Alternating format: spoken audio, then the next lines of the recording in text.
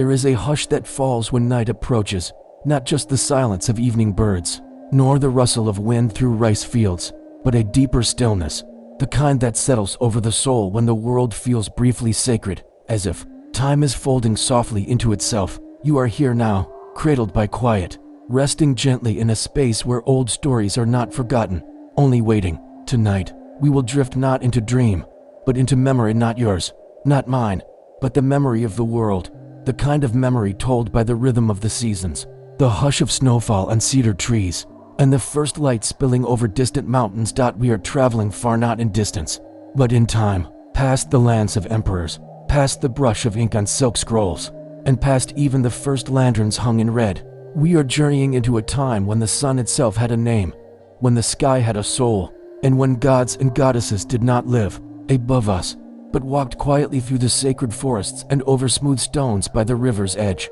In the land that would come to be called Japan, there is a myth as gentle as it is powerful, the tale of Amaterasu, the radiant goddess of the sun. She is not loud, not fierce, not the thunder of conquest. She is light, steady, golden, vital. She is the warmth on your cheek in early spring, the golden thread across the horizon at dawn, the silent witness of every blooming plum tree. But there came a time, they say, when Amaterasu disappeared, vanished from the sky, hid herself away, not out of weakness, but from sorrow, from grief, from the ache of disharmony. Her absence plunged the world into shadow, not just the land, but the hearts of all within it. Crops withered, cold spread, the kami, the spirits fell into disarray. The world held its breath, waiting not for punishment, but for light to return. And yet, this is not a story of vengeance. It is a story of balance, of dignity, of the quiet power in walking away when harmony has been broken. Tonight, under soft stars and layered dreams, we will follow the threads of that ancient tale. We will enter the silence she chose. We will listen not only to the sun's return, but to why she left it all. So close your eyes, if you have not already. Let your breath slow, like mist rising over a sacred pond. Let your body soften as if laid gently on a tatami mat, in a quiet wooden shrine where the wind hums lullabies against paper doors. You are safe here.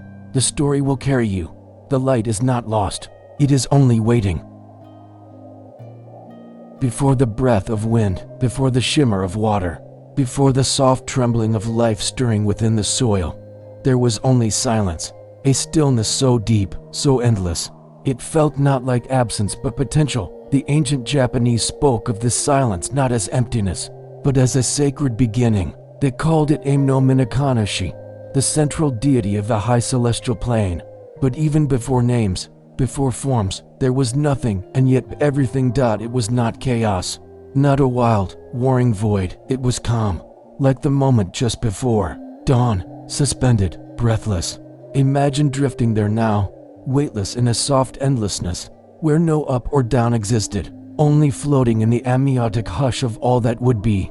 From this gentle emptiness rose the first murmur of something becoming, not with noise, but with intent, as if the void had exhaled, slowly, and from that breath came the first notes of creation. Three deities, known as the Zaka Sanshin, emerged not with bodies, but as pure essence. Aim no Minakanashi, master of the center, Takami Musubi, the lofty divine builder, and Kami Musubi, the divine force of harmonizing life. They did not speak, they did not move, they simply existed, bright and quiet, holding the framework of a world not yet formed. From these, the universe would blossom like plum flowers blooming in invisible spring. Then came others, in slower waves, like ripples across still water. They were called Kodamatsukami, the distinguished heavenly ones. Softly, without sound or urgency, they began to shape the cosmos, not by force, but by order, by resonance, each new being emerging in balanced rhythm. Eventually, a pair of deities took form who would shape the earth itself, Izanagi and Izanami, male and female in spiritual harmony. They were handed a jewel-encrusted spear and no new boko and given a simple, sacred task, to stir the chaos below and bring forth the land. So they did. Standing upon the floating celestial bridge, they dipped the divine spear into the swirling, formless brine beneath them. When they lifted it, droplets slid from the tip and fell like dew. Where they landed, Onogoroshima, the first island, began to rise, There was no thunder, no roar, only the quiet, slow lifting of land from the sea like a breath drawn after endless dreaming. Izanagi and Izanami descended and made it their home, and from their union, islands were born. Honshu, Shikoku, Kyushu, trees sprouted, rivers unfurled, animals stirred, and stars whispered overhead. But not all was gentle. As more deities emerged from their union, gods of wind, sea, and fire, there came sorrow too. For when Izanami birthed the god of fire, her body was burned beyond healing. In agony, she passed into the shadowy realm of Yomi, the land of the dead. Izanagi, heartbroken and disoriented, tried to retrieve her, journeying into the underworld, but death had already altered her, and when she was revealed, no longer radiant, he fled in horror. She, in her grief and fury, swore that each day she would take 1,000 lives, and Izanagi, weeping, declared he would bring forth 1,500 more. Thus, life and death began to turn in balance. To cleanse himself from the taint of Yomi, Izanagi performed a purification ritual. He bathed in a river, letting the water cleanse not just his body but his soul. And from the droplets that fell from him during this rite, more deities were born. From his left eye, still stinging with grief, emerged Amaterasu, goddess of the sunlight born of sorrow. From his right eye, Tsukuyomi, the moon, and from his nose, Susanoo, the storm. The children of the sky, each carrying an element of their father's heart, his longing, his fear, his pride. And so the great dance of the cosmos began. These three celestial siblings would hold dominion over day, night, and the winds between. But for now, they were only light and shadow, waiting to awaken. In the stillness after creation's first breath, the heavens stretched wide open and luminous, awaiting the rhythms of gods to fill their corridors. High above the land and sea, nestled in the celestial plain called Takamagara, the realm of the kami began to take shape here. The spirits of light and sky danced in serenity, their presence like drifting petals on the wind. There were no temples, yet no priests or prayers, only a quiet gathering of divine forces learning how to be. The air shimmered with purpose, not power. The gods were not all-knowing, nor all-commanding. They were curious, like newborn flames, flickering gently into awareness. Among the newest deities to rise from Izanagi's cleansing were his radiant children Amaterasu, Tsukuyomi, and Susanoo, siblings bound by blood, yet destined for very different paths. Amaterasu emerged first, her light soft and golden, like the sun rising on a still morning lake. She was not a blaze, not a burning orb, but a luminous presence that warmed whatever she touched. The gods saw her brilliance and felt not heat, but balance. She was to be the queen of the high plane, the one to guide both gods and mortals with clarity and grace. Tsukuyomi, born from Izanagi's right eye, was cooler in presence, silvery, calm, and silent. His spirit was that of the full moon hanging in a winter sky, beautiful, distant, untouched. He was given dominion over the night, over dreams and shadows, and he moved like mist over still water unseen, but deeply felt. And then came Susanoo, born of the nose. He burst into being with wind and salt and tears. His soul was made of wild ocean tides and storm-born cries. He was restless even in infancy, pulling at clouds, crying into the wind. His father gave him the seas to roam, hoping they would calm his wildness. But Susanoo yearned not for dominion, but for his mother Izanami, lost in the land of the dead. He howled, not in rage, but grief, refusing his divine appointment. He wept endlessly, shaking the heavens with sorrow. And so it was that Amaterasu remained in the sky, dignified and poised, the steady giver of light and balance. Her presence kept order among the heavenly realm, her gaze warm but commanding. The gods gathered around her like starlings seeking calm. She created the first fields of rice in Takamagara, planting them not with tools, but with song. Her voice wove patterns into the earth. Under her guidance, harmony reigned. The sun was not worshipped, it was trusted. And yet even here, in the celestial plane, not all was still. Susanoo's anguish grew. He could not bear the weight of separation from his mother, from peace. His storms churned even in the sacred skies. And though Amaterasu tried to soothe him, speaking gently, weaving light through his fury, he would not be calmed. The gods began to worry, for even in Takamagara, too much imbalance ripples outward. But the story of his fall, his descent into chaos, was still to come. For now, the world was forming. Below the heavens, the land continued to blossom. the 8 great islands of Japan, born from Izanagi and Izanami's divine union, swelled with mountains and forests, rivers curled like ink across paper, and animals, stirred from the breath of kami. Each aspect of nature, each stone, each tree, each gust of wind was infused with spirit. The people would one day call this kami no michi, the way of the spirits. But in these earliest days, there were no names yet, only presence. When mortals finally appeared soft and small, made of breath and clay, they came not in armies or noise, but in stillness. They looked up to the sky and saw the glow of Amaterasu, the soft light of Tsukuyomi, the restless clouds of Susanoo, and they understood, though the gods were far above, their emotions, joy, sorrow, grief, were not so different from their own, and so worship began, not through fear, but through reverence, through rice planted under the sun, through offerings placed beneath trees, through silence observed at the edge of still lakes. From these rituals, harmony deepened. And Takamagara, sown. As light poured steadily from Amaterasu's hands, and the heavens shimmered under her watchful care, the world below began to find its rhythm, not just its shape, but its breath, its heartbeat. Where once there had been a blank canvas of islands and raw nature, now emerged the first harmony of life.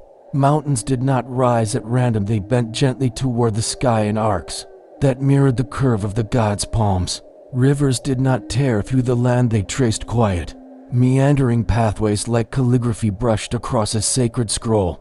The rice fields, gifted by Amaterasu, grew not just grain but memory, for in each stalk was held a song, a rhythm, passed from the divine to the human, a rhythm that echoed planting, tending, harvesting, bowing, giving back.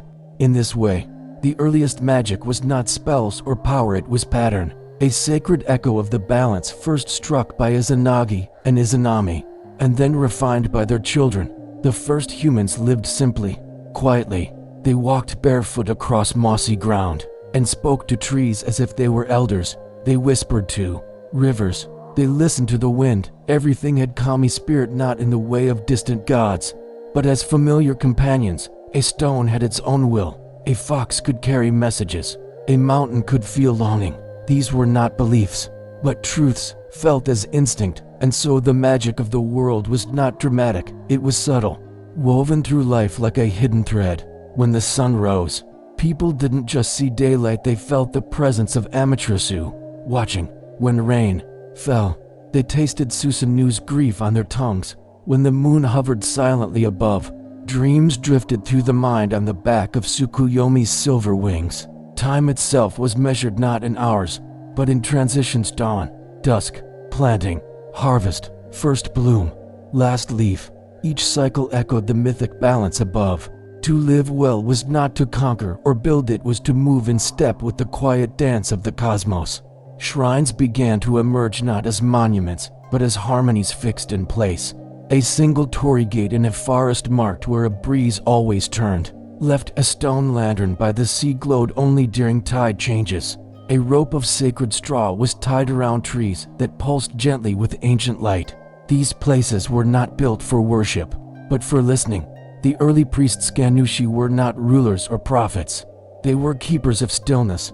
They tended the shrines not to speak for the gods, but to keep the doorway open to ensure the world did not forget how to listen. Among these keepers were the Maiko, young shrine maidens who danced the earliest kagura, ritual performances passed from Amaterasu herself. These dances were not theatrical, they were slow, patterned, and infused with reverence. Movements followed the arc of the sun, the drift of falling leaves, the spiral of smoke. Each step invited light back into dark corners of the soul, and yet, though peace reigned, a quiet tension hummed beneath the beauty. The gods, though radiant, were not perfect. They held emotions too vast for mortals to carry. Pride, longing, loneliness, grief. The people sensed this, and so they made offerings, daily, not to appease, but to soothe. In this age of early magic, the veil between divine and human was still thin. A fox might carry a message from Amaterasu. A wind might shift direction to protect a traveler. A sacred mirror might reflect more than one's face, it might show one's spirit as the gods saw it. 3 sacred objects were said to embody the very soul of divine balance, and they would one day be known as the imperial regalia of Japan. a mirror, a sword, and a jewel. These were not weapons or treasures. They were symbols. The myriad no Kagami represented wisdom, clarity, and truth. It was said that to look into it was to see not just your reflection, but your essence. Amaterasu gave it as a guide, to remind people that truth was not harsh but steady, like her light. The sword Kusanagi no Tsurugi was born from storm and flame, found within the tail of a great serpent slain by Susanoo. But even this weapon, forged in conflict, came to represent courage and the ability to cut through illusion. The jewel Yasakani no Magatama was curved, soft, not symmetrical, but full of harmony. It pulsed with emotional resonance and came to symbolize benevolence, the ability to hold others in your care without needing control. These three treasures, light, strength, compassion, would serve as the spiritual core of the imperial lineage. But in this early time, they were not in a palace. They were held in shrines, in ritual, in memory. The world had been formed, not perfectly, but patiently. It did not roar into being, it bloomed. And from that bloom would one day come shadow, for light alone is never the whole of truth. But for now, the sun hung gently in the sky, and the gods watched quietly as life continued, soft, sacred, slow. To understand the power of Amaterasu not as goddess, but as presence, you must first know what kind of silence she came from. She was born not in thunder, not in flames, but in the hush that follows sorrow. Izanagi had just returned from Yomi, the land of the dead, where he had glimpsed the withered form of his beloved Izanami. In horror, in heartbreak, he ran, and as he fled, the world shifted. Death had entered it. Balance had tipped. To cleanse himself, Izanagi bathed in the pure river of the high plains. He did not shout or cry. He let water slip quietly over his body, carrying away shadow, shame, and memory. And from that purification, from the droplets that fell from his face, Amaterasu was born. She emerged from his left eye, a symbol not of dominance or force, but perception. Left side, heart side, dreaming side. From the first, she shone, not blindingly, not boastfully, but with a calm, unwavering glow like morning sunlight over frost. The gods beheld her and felt warmth they had not known. Even Izanagi, still raw from grief, smiled softly and declared her ruler of the heavens. She did not protest. She did not boast. She simply stepped forward and accepted. That was the first thing they learned of Amaterasu. She carried light not as a weapon, but as a mantle. She lit Takamagara not with beams or blaze, but with balance. Under her guidance, the celestial realm learned order, not rules, but rhythm. She taught the other kami to tend rice fields, not for harvest, but for understanding. She taught them that planting was prayer, that the patience of tending life mirrored the patience of holding peace. Her palace in the high plain was not opulent. It was made of fragrant cypress, woven with threads of gold light, open to wind and bird song. Her doors did not lock. Her hall had no throne, only a mirror and still water. She preferred presence to proclamation. Amaterasu did not need to command. The very quality of her stillness brought order. Just as a calm sea invites reflection, her composure shaped the heavens around her. Yet, light always casts a shadow, and that shadow came in the form of her brother Susanoo no Makoto. He was the storm, born from Izanagi's nose, the exhalation of grief. Susanoo embodied wildness, tears, thunder. While Amaterasu gazed steadily forward, Susanoo turned back, always back to the mother they had lost. He did not want dominion over the sea, though it was granted to him. He wanted only to undo loss, to return. And when he could not, he wept. His tears flooded valleys. His footsteps cracked the sky. Amaterasu saw his sorrow and held it in silence. She did not chide him. She did not flinch. She understood grief. It had birthed them both. And yet as Susanoo's grief deepened, it began to fray into rage. He hurled mountains, tore up fields, defiled shrines, not to destroy but to be seen, to be heard, to be soothed. Still, Amaterasu waited. She gave him space. She offered light. But the more she radiated peace, the more his fury felt unseen. He descended from the heavens and returned again, howling, grieving, wrecking as he went. The gods grew uneasy. Harmony trembled. And finally, he came to Amaterasu's fields. The golden patties she had woven with music, the sacred weaving halls where Maiko danced, the places where spirit met silence. He tore through them. He hurled a skinned horse sacred, beloved, into her weaving room. A Maiko fell, a cry rose, and though no sword was drawn, the blow had been struck. It was not death, it was disharmony. And that, for Amaterasu, was unbearable. She did not shout. She did not strike back. She withdrew. She stepped away from the heavens. She folded her light into herself, and the world dimmed. They say the moment Amaterasu disappeared from the sky, the world forgot how to breathe. The light did not flicker. It faded slowly, like the last ember on a winter hearth, and with it, warmth fell away. Crops stood frozen in their tracks. Winds grew colder, crueler. The birds in the high plains silenced their songs. As if unwilling to sing without her golden listening, she had gone to a cave Amano Iwado, the heavenly rock dwelling far from the center of the divine realm. It was no grand retreat. It was a crevice in the world, tucked in shadow, hidden beneath layers of earth and regret. Here, she curled inward, not with rage, but sorrow. A sorrow so vast and quiet it resembled the first silence of the cosmos. She did not seek revenge. She sought absence. To remove her presence was her protest. Outside, the world waited. The gods whispered. Kami paused in their duties, no longer guided by her quiet rhythm. Festivals ceased. Flames flickered, confused. Even Tsukuyomi's cool moonlight seemed sharper now, harsher, without her balancing glow. And Susanoo, though banished by the other gods, felt it too. His storms lost their shape. His cries echoed hollowly into the vast, unlit spaces of the sky. The celestial court grew restless, not from chaos but from the absence of meaning. Without Amaterasu's gaze, the patterns unraveled. Their purpose waned. The rice fields withered. The sacred dance halted mid-step. A hush descended, not holy but aching. The Kami gathered. They needed her, not to rule, not to command, but to return. Yet they knew Amaterasu could not be pulled from the cave by force, nor could she be summoned by demand. She had to come of her own choosing. So they devised a ritual not of power, but of joy, of invitation. They built a small platform outside the cave, ringed with white pebbles and soft moss. They hung shimmering magatama beads in trees like drops of frozen laughter. They strung sacred mirrors and polished them until they caught even the faintest light. They placed a smooth sakura branch upright in a stand, its pink blossoms glowing faintly in the dark. And then, at the center of it all, they placed a divine dancer, Aim no Uzum, the goddess of dawn and mirth. Uzuemi did not chant or plead. She danced. Slow at first, gentle circles, like wind playing with rice stalks, then faster, playful, irreverent, even absurd. She drummed her feet against the wooden platform. She shook her hair.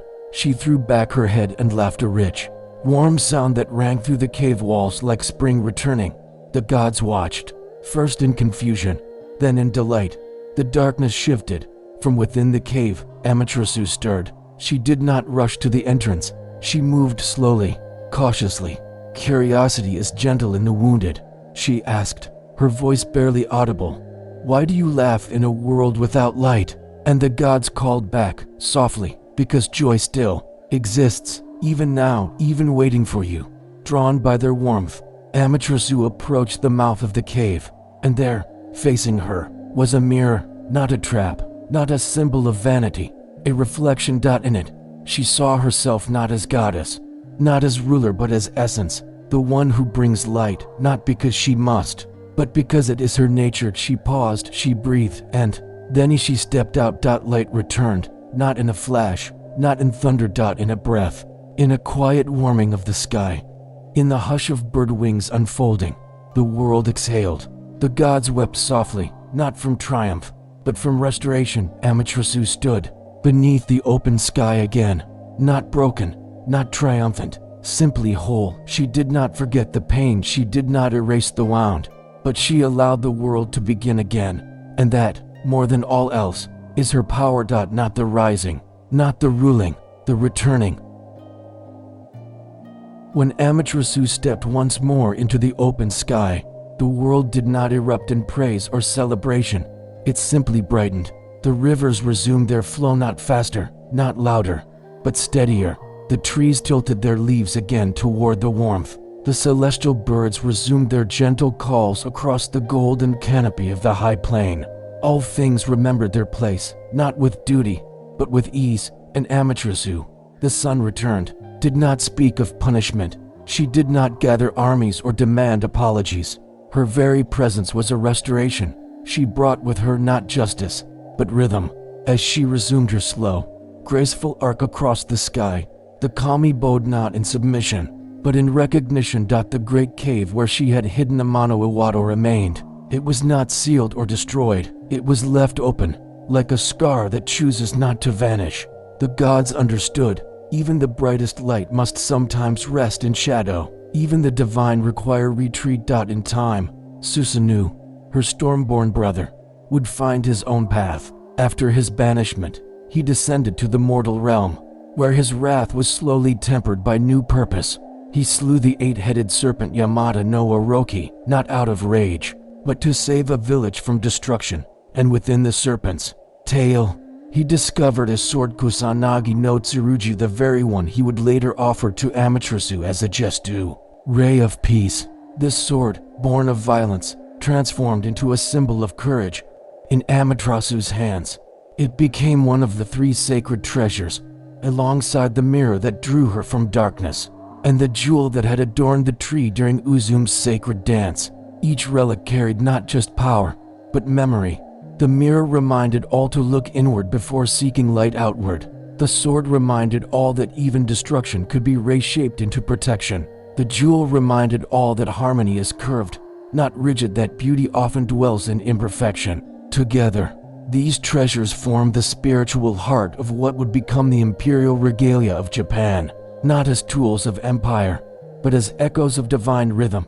They were placed not in palaces, but in shrines, worshipped not with fear, but with care. Even today, they are not seen by public eyes. They remain hidden, preserved, untouched, not to hoard mystery, but to preserve intimacy, the sacred quiet between heaven and earth. And Amaterasu's presence endured not as a ruling figure, but as a daily blessing. Each sunrise became a soft reminder of her return. Each ray of light through morning mist was her whisper, "I am here," again and again and again. She became the spiritual ancestor of emperors, yet never a tyrant. Her lineage was symbolic, rooted in light, not control. The imperial line claimed descent from her, but it was never meant to glorify power. It was meant to embody harmony. Across centuries, rituals rose in her name. At the eye's grand shrine, her sacred mirror is enshrined. The shrine is rebuilt every 20 years, not because it fails, but because impermanence is divine. Each renewal reflects the nature of Amaterasu herself, constant in essence, changing in form. Pilgrims who walk the gravel paths to eyes do so in silence. There are no loud sermons, no gold-plated idols, only ancient cypress wood, soft white curtains, and the hush of wind moving through sacred groves. In that hush, she is still there, not watching, but being in a world that often shouts. Her story whispers. In a world that demands control, she teaches return. In a world that fears withdrawal, she offers its grace. And so the legend of her disappearance is not a tale of crisis but of pause. A reminder that even the most luminous beings may retreat, not to abandon, but to preserve themselves. Even the sun, giver of life, is allowed to rest. In every sacred story, there are objects that do not shout but linger, silent shapes, kept in shrines or songs, always near yet never fully known. In the story of Amaterasu, there are 3 such treasures, but one glimmers more quietly than the rest. The mirror. It is called Yata no Kagami, the 8-hand mirror, not for its literal width, but for the measure of its sacred reach. It was not made for beauty. It was not polished for vanity. It was born from necessity, a vessel not of reflection, but of recognition. This mirror, soft and simple in shape, is said to be the very object that drew Amaterasu from the darkness of the heavenly rock cave. It did not beckon her with force. It did not shine with spectacle. It showed her herself, and that, more than all else, was enough. The mirror is more than a relic in this tale. It is a phenomenon, a sacred enigma, hidden yet ever present, for even today, it is enshrined, not on display, not touched by hands, not opened for eyes, but wrapped in silk, veiled and venerated. It rests in the inner shrine of eyes, deep within the sacred grounds of the grand shrine. Beneath layers of roof and reverence, few have seen it, fewer still know what it truly looks like, and yet, it remains at the spiritual center of a living tradition, not just as a mythic object, but as a living kamiya spirit in its own right. The mystery lies not in its form but in its silence. Why would the gods choose a mirror to coax light from hiding? Why not a flame, a jewel, a song? Why a smooth disc of polished bronze? The answer lies not in power but in presence. When Amaterasu gazed into the mirror, she did not see command. She saw herself as the world saw her, radiant, needed, wounded, real. It was not flattery, it was truth. And that is the quiet magic of mirrors. They do not create, they do not judge. They show. In Shinto tradition, mirrors are placed in shrines, not as ornaments, but as portals, not between worlds but between self and spirit. To bow before a mirror is not to see your face, it is to see who you are, in the presence of the divine. The earliest shrines, long before stone or scripture, held mirrors tied to sacred trees. Reflective surfaces were rare, precious. To glimpse yourself within one was to be seen by the heavens. In ancient rituals, priests would place mirrors beside offerings, not for vanity, but so the kami could gaze back. A shrine without a mirror was a shrine without recognition, for even the gods, it is said, must sometimes be reminded of their shape. And so the mirror of Amaterasu became more than a relic. It became a metaphor, a threshold. Not everyone agreed on its meaning. Some said the mirror represented truth, the kind that cannot be shaped or softened. Others said it stood for purity, its surface untouched, holding no judgment. Still others believed it to be a vessel of memory, storing the light of the goddess herself.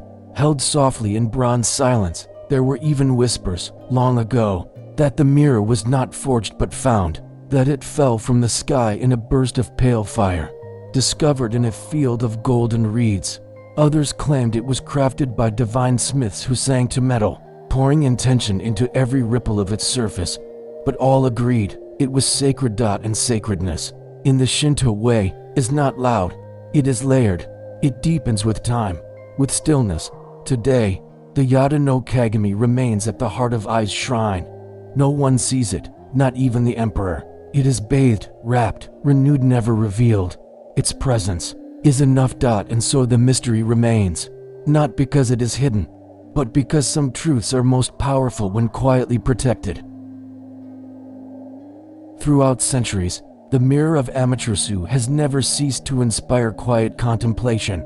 Though rarely seen, and never openly displayed, it has drawn the attention of emperors, poets, monks, and storytellers alike, each drawn not by spectacle, but by the mystery of reflection itself. In Shinto cosmology, where gods are less separate beings and more animating presences within the world, the mirror is not just a relic of Amaterasu, it is Amaterasu, or, rather, a fragment of her essence, made touchable. It does not merely symbolize her, it channels her light, her watchfulness, her balance, and yet, even within the reverence, interpretations differ. One common teaching among Kannushi, the Shinto priests who serve the kami, is that the mirror reflects not your outer form, but your inner state. In ritual, when standing before the mirror, the act of bowing is said to align the self not in body, but in spirit. If your heart is clear, you will feel at peace. If your heart is stormed with ego or confusion, the silence of the mirror feels like a wall. In this way, the mirror is both gentle and unyielding. Some ancient texts suggest that the mirror is more than just an invitation to self-awareness.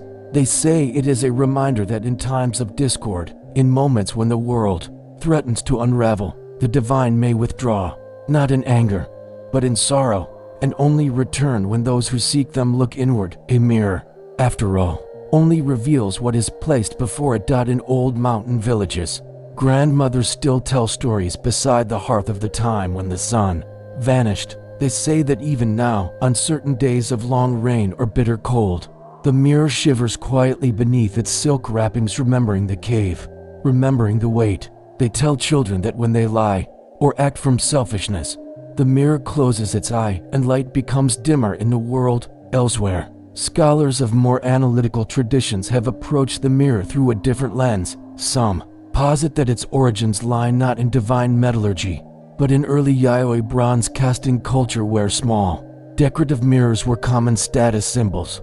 These scholars trace the lineage of the mirror through archaeological evidence, linking its significance to the symbolic centrality of reflection in East Asian philosophy. In Taoist writings, for instance, the mirror represents wu-wei, effortless action reflecting all without clinging, without judgment. In Buddhist traditions, the mirror is emptiness, clear, compassionate, always present. Could the Yata no Kagami be a cultural echo of these traditions, merged with native Shinto reverence, or did it precede them and influence their development? Instead, no one truly knows. There are even fringe theories, passed quietly among esoteric circles, that the mirror was not made by any hand divine or human but arrived, that it was found at the center of a lightning strike, shaped from celestial fire, and embedded in a circle of stones where no shrine had yet been built. These versions whisper that it may not be a tool of the kami at all, but a gateway, a device that reflects not only the self, but the deeper truth of all existence. Such stories are not widely taught, but they endure in soft-spoken corners of mountain monasteries and in the ink of secret scrolls. Yet even amidst all these theories, these gentle disputes of origin and meaning, there is a shared truth. The mirror humbles to stand before a mirror that does not flatter, does not distort, and does not demand is to face yourself as the world sees you, without title, without ambition, without noise. And that, perhaps, is why it was placed before Amaterasu at the cave, not to trick her, not to lure her, but to say, you are needed, you are still yourself, even in sorrow. In this way, the mirror was not a command. It was a companion. And even now, buried deep in the inner shrine of eyes, wrapped in countless veils of linen and silk, the mirror waits not for eyes, but for presence. It asks nothing, it requires nothing. It simply offers itself, as it always has, as it always will. There are mysteries that beckon for solving puzzles with edges to align, locks to undo, secrets to unveil. But the mirror of Amaterasu is not such a mystery. It does not ask to be solved. It asks only to be held in silence. Not all enigmas exist to be unwrapped. Some are placed in our world not as riddles, but as reminders, soft glimmers of a larger harmony that does not explain itself, yet somehow makes the world feel more complete. The Yata no Kagami remains veiled to this day, not hidden in secrecy, but protected in reverence. The shrine at Eyes is rebuilt every 2 decades, timber by timber, grain by grain, in the exact same style and pattern as the one before, and each time, the mirror is carried gently, silently to its new home, wrapped in layer after layer of silk and sacred cloth, accompanied by chants as soft as breath. No photograph exists of it. No measurements are published. Its surface may be tarnished or bright, it may be smooth or pitted with age, but none of that matters, because the true shape of the mirror is not in its form, it is in its meaning. It reminds us that divinity does not always shine through thunder or flame. Sometimes it waits in stillness, offering reflection instead of revelation. Amaterasu's mirror was not placed in her path to restore her power, but to restore her remembrance of it. That, perhaps, is the lesson the world continues to forget. In a time where everything demands to be seen, heard, praised, the mirror reminds us that light does not seek applause. It simply illuminates. And in those rare moments when our own inner light dims, when grief, exhaustion, or confusion lead us into quiet caves of our own making, the mirror whispers, you are still who you are, even in silence, even unseen. What is left unsolved is not the origin of the mirror, nor its crafting. What lingers is the feeling it evokes, the tender knowing that somewhere, deep within a quiet shrine or within the chest of your own being, there exists a place where truth does not hurt, it heals. It is a reflection not of what you show the world, but of who you are when no one is watching. That is why it matters. That is why it is still wrapped. Some truths must remain untouched, not because we are unworthy, but because they are already within us. When Amaterasu gazed into the mirror, she saw not a goddess, not power, not title. She saw a being who could bring warmth back into the world simply by being present again. And so she stepped forward. And so light returned, not through force, but through recognition.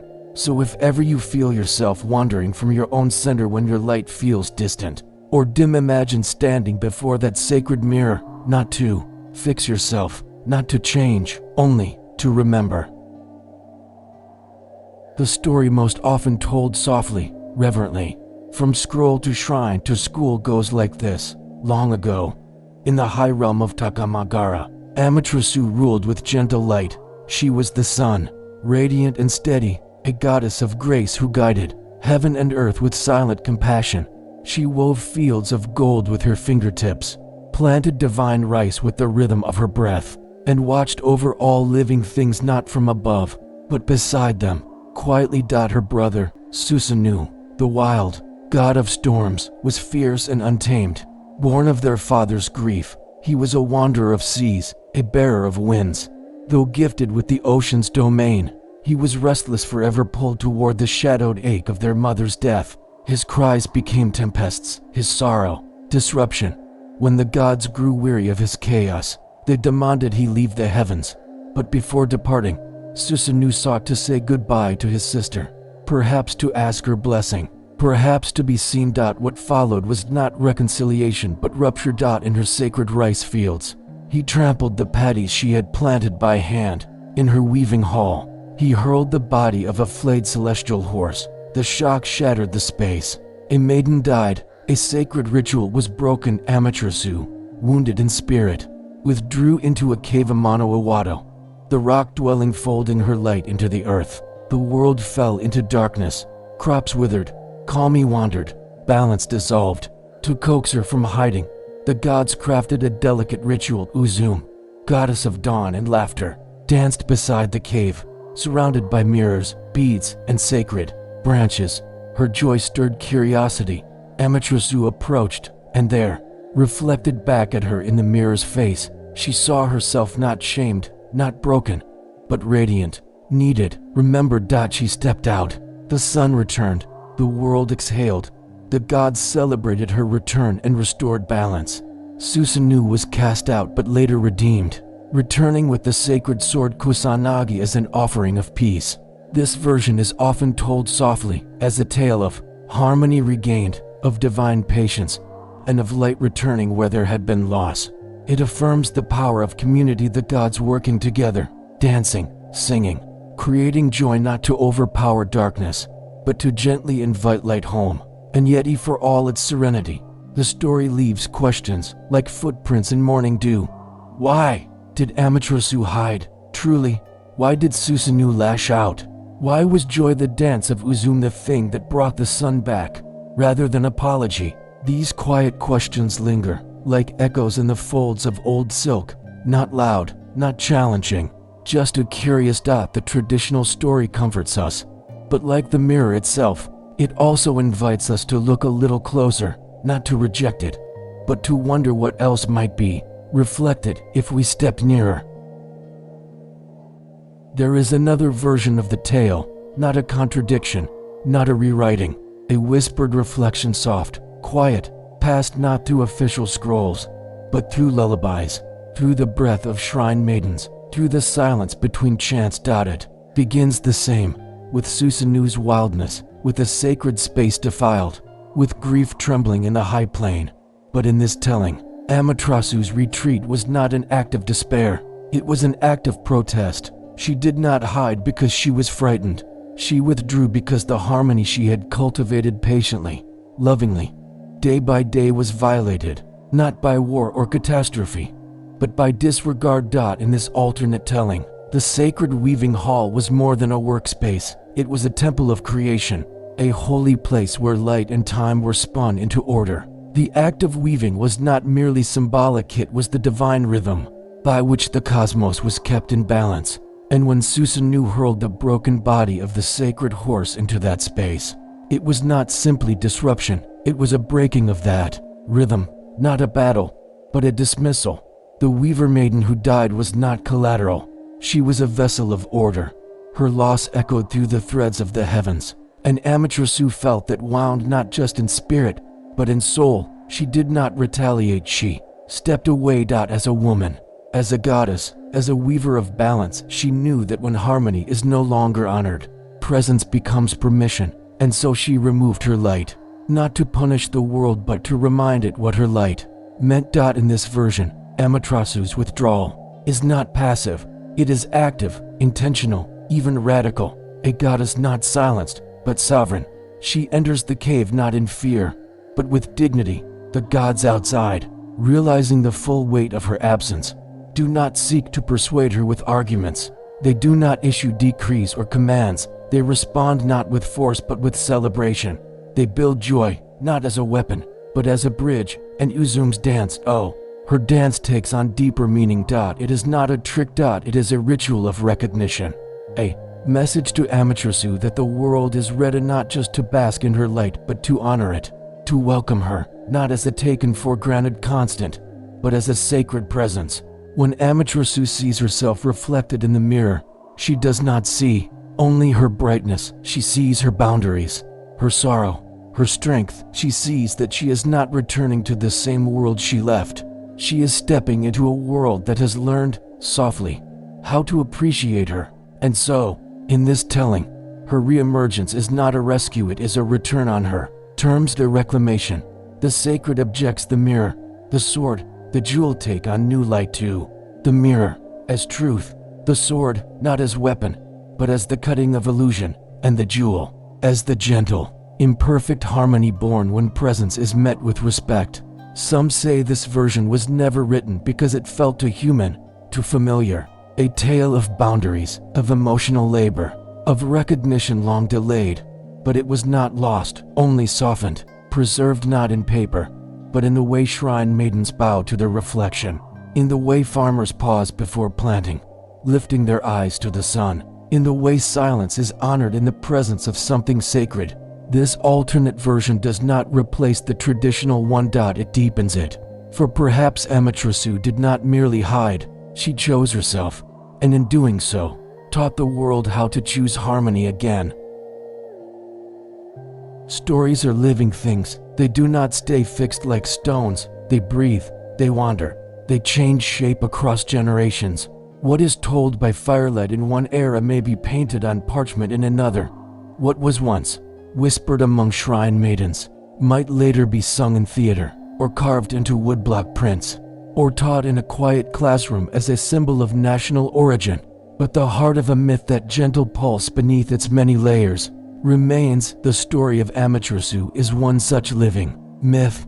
Over time, it has worn many garments. In the earliest eras, it was a song passed from mouth to mouth. Later, it was recorded in sacred chronicles like the Kojiki and the Nihon Shoki, woven into the fabric of divine ancestry and imperial identity. And in every telling, her disappearance meant something slightly different. To some, it was a lesson in humility, that even the greatest power must be reminded of its role. To others, it was a parable of light and darkness, a tale of how joy can draw even the most sorrowful spirit back into the world. And now, to many, it reads as something more human still, a story of boundaries, of burnout, of the courage it takes to step away, and the grace it requires to return.